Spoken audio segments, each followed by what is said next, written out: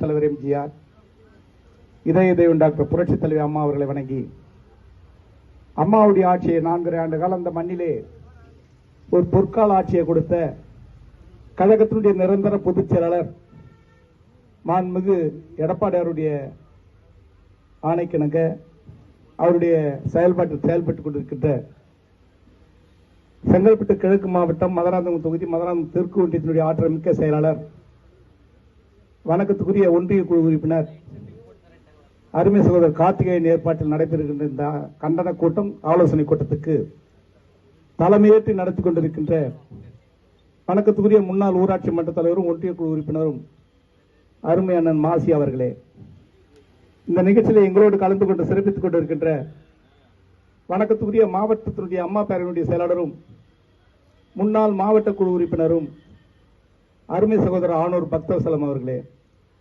இந்த நிகழ்ச்சியில் கலந்து கொண்டு சிறப்பித்துக் கொண்டிருக்கின்ற வணக்கத்துக்குரிய மாவட்ட கழகத்துடைய பொருளாளர், கழகத்துடைய முன்னோடி அருமை அண்ணன் விஜயபாஸ்கர் அவர்களே, இந்த நிகழ்ச்சியில் கலந்து கொண்டு சிறப்பித்துக் கொண்டிருக்கின்ற சிறந்த கருத்துக்களை எடுத்து வைத்து அமர்ந்திருக்கின்ற ஊராட்சி மன்ற தலைவர் அருமை அண்ணன் கிளியப்பன் அவர்களே, மற்றும் இந்த நிகழ்வில் கலந்து கொண்டு சிறப்பித்துக் கொண்டிருக்கின்ற வணக்கத்துக்குரிய ஓனம்பாக்கம் ரவி அவர்களே, மற்றும் இந்த நிகழ்வில் கலந்து கொண்டு சிறப்பித்துக் கொண்டிருக்கின்ற சிறந்த கருத்துக்களை எடுத்து வைத்து அமர்ந்திருக்கின்ற இந்த ஊராட்சி ஒன்றியத்தினுடைய பெருந்தலைவி அன்பு சகோதரர் கீதா கார்த்திகேயன் அவர்களே, மற்றும் இந்த நிகழ்ச்சியிலே ஒரு சிறப்பான கருத்தை ஒன்றிய மகளிர் அணி செயலாளர் அன்பு சகோதரி தனலட்சுமி தான் இங்க கதாநாயகி. ஏன்னு கேட்டாக்கா, உள்ளபடியே அவங்க உதட்டு எல்லாருமே தோத்துட்டாங்க, அதனாலதான் இந்த கட்சியில இங்க கிடையாது, அதுதான் உண்மை. அதே மாதிரி அவங்க வாயில என்ன சொன்னாங்க, இது எப்பவுமே ஏடிஎம்கே கோட்டை, மதுராந்தகம் ஏடிஎம்கே கோட்டைன்னு சொன்ன அந்த வாய் புதிய தலைமுறை மீட்டிங் அப்ப சொல்றாங்க, ஒரு பேட்டி கேட்கறாங்க, என்னன்னு சொல்லி கேட்கறாங்க, நீங்க முதல் இடத்துல வந்திருக்கீங்களே அப்ப ரெட்டலை தானே ஜெயிச்சுதுன்னு. அதுக்கு அவங்க சொல்றாங்க, ரெட்டலை ஜெயிச்சதுதான், ஆனா விஜய் முகத்தை மதுராந்தகத்துல காமிச்சா அதோட அது விசில் கோட்டையா மாறிடும் சொல்றாங்க. இதெல்லாம் கேட்கும் போது அப்படியே கொதிக்குது, சொல்ல முடியல சில வார்த்தைகள்லாம். இன்னைக்கு தெரிஞ்சு வச்சுக்கோங்க, என்னைக்குமே சரி உண்மையான கடைக்கோடி தொண்டன் ஒருவர் இருக்கிற வரைக்கும் மதுராந்தகம் ஒன்றியம், மதுராந்தக தெற்கு ஒன்றியம் ரெட்டையிலையோட கோட்டை தான். அது யாரு வந்தாலும் மாற்ற முடியாது. இன்னைக்கு பதவி பணம் இதெல்லாம் பார்த்துட்டு எல்லாம் மறந்து போயிருக்கலாம், போறவங்க போகட்டும்.